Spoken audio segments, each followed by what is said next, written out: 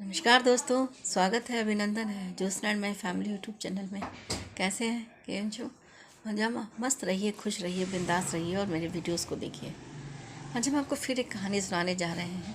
कहानी बहुत सच्ची है मगर अच्छी है। शांति देवी अपने पति के साथ में कानपुर में रहती थी। शांति देवी स्वभाव से बहुत ही नर्म थी, धार्मिक प्रवृत्ति की थी। पति भी उनके छोटे मोटे कोई मिस्त्रीगिरी का काम करते थे और शांति देवी सरकारी स्कूल में गिरी का काम करती थी।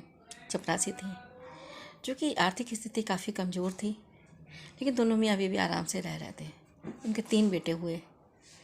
जब 3 बेटे हुए तो तीनों, जाहिर सी बात है, खुशी मनाई गई। हर इंसान अपने स्तर से खुशी मनाता है। खैर, कुछ ही जब बेटे, कोई 1.5 साल का और कोई 2.5 साल का, कोई 3 साल का, जल्दी जल्दी बेटे हो गए। उसके बाद में पति भी अचानक हाई ब्लड प्रेशर के कारण ख़त्म हो गए।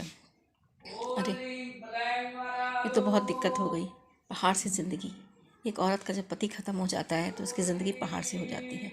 छोटे छोटे बच्चों को पालना। लेकिन शांति देवी ने कभी हिम्मत नहीं हारी।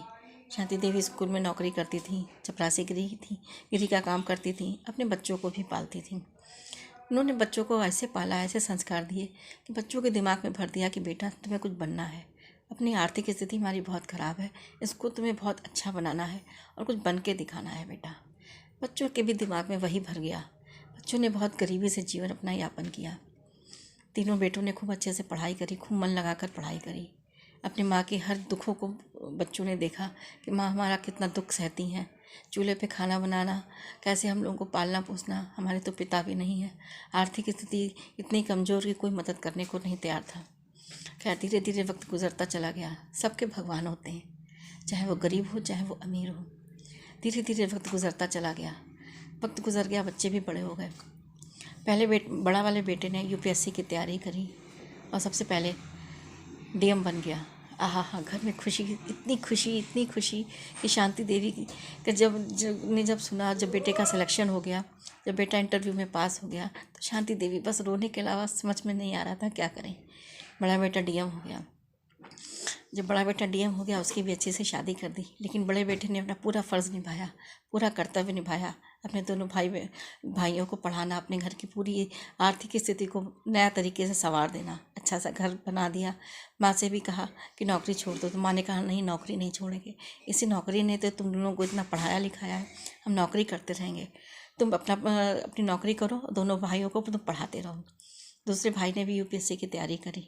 दूसरा भाई एसडीएम बन गया। अरे वाह, जैसे नहीं कहते हैं, 5 उंगलियां घी में हो जाती हैं। शांति देवी बिल्कुल इतनी खुश हो गई कि हमारे बच्चों ने तो हमारी काया ही पलट दी। दूसरे बेटे ने भी कहा, माँ नौकरी छोड़ दो। शांति देवी ने कहा, नहीं, नौकरी नहीं छोड़ेंगे। इसी नौकरी से तो तुम लोगों को हमने इतना बड़ा कर पाया। हम नौकरी करते रहेंगे जब तक हम 60 साल के नहीं हो जाते, जब तक हम रिटायर नहीं हो जाते, हम नौकरी करते रहेंगे। खैर, बड़ा बेटा डीएम बन गया, दूसरा बेटा एसडीएम बन गया। अब तीसरे बेटे की बारी आई। तीसरे बेटे भी बहुत उम्मीद थी कि बेटे से भी कहा था कि तुमको अच्छा निकलना है। बेटे ने भी इतनी तैयारी करी कि डीवाईएसपी बन गया। तीनों बेटे इतनी की भगवान की कृपा से, कहते हैं ना कि जिसके दिन भगवान बहुराते हैं, उसके बहुत एकदम से सब कुछ काया पलट गई। एक बेटा डीएम, एक बेटा एसडीएम, दूसरा बेटा डीवाईएसपी हो गया। क्या हुआ, कुछ साल बाद में स्कूल में कुछ फंक्शन हुआ। जब स्कूल में फंक्शन हुआ तो वहाँ के जो हेड मास्टर थे, उन्होंने उन्हीं तीनों बेटों को बुलाया, एक जज के रूप में, एक निर्णायक के रूप में। उन्हीं तीनों को मुख्य अतिथि के रूप में बुलाया। जब शांति देवी को ये नहीं पता था कि हमारे तीनों बेटे जो हैं वो यहाँ पे मुख्य अतिथि बन के आएंगे। जब तीनों बेटे आए तो तीनों बेटे तो जानते थे कि हम माँ के स्कूल में जा रहे हैं, लेकिन माँ को नहीं पता था कि हमारे बेटे जो हैं हमारे स्कूल में आ रहे हैं। हेड मास्टर ने कहा एक फंक्शन है और मुख्य अतिथि के रूप में ये तीनों लोग आएंगे। खैर, तो तीनों लोग आए तो तीनों बेटों ने झुक के अपनी माँ को पैर छुए और अब फ़क्र से कहा, ये मेरी माँ है। इन्हीं के संस्कारों ने, इन्हीं के त्याग ने, इन्हीं के बलिदान ने आज हमको डीएम, इसको एसडीएम और तीसरे भाई को डीवाईएसपी बनाया। अगर मेरी माँ न होती तो शायद आज हम लोग बन नहीं पाते।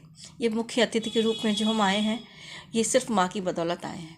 तो सच में माँ बहुत त्याग करती है, माँ बहुत ही बलिदान करती है। बस बशर्त कि उस पुत्र और पुत्री को कदर करनी चाहिए कि माँ कितना त्याग और माँ कितना बलिदान करती है। तो बस आप भी अपने स्थिति को समझिए और अपनी माँ को, माँ बाप का कहना मानिए, अपनी माँ बाप की स्थिति को समझ के आगे बढ़िए, कुछ बनिए, कुछ बन के दिखाइए। अगर आपको मेरा वीडियो अच्छा लगा हो तो प्लीज़ लाइक शेयर कमेंट ज़रूर कीजिए। खुश रहिए, मस्त रहिए और कभी निराश मत होइए, हमेशा आगे बढ़ने की सोचिए। ओके, धन्यवाद। मिलते हैं नए नए वीडियो के साथ। जय माता दी।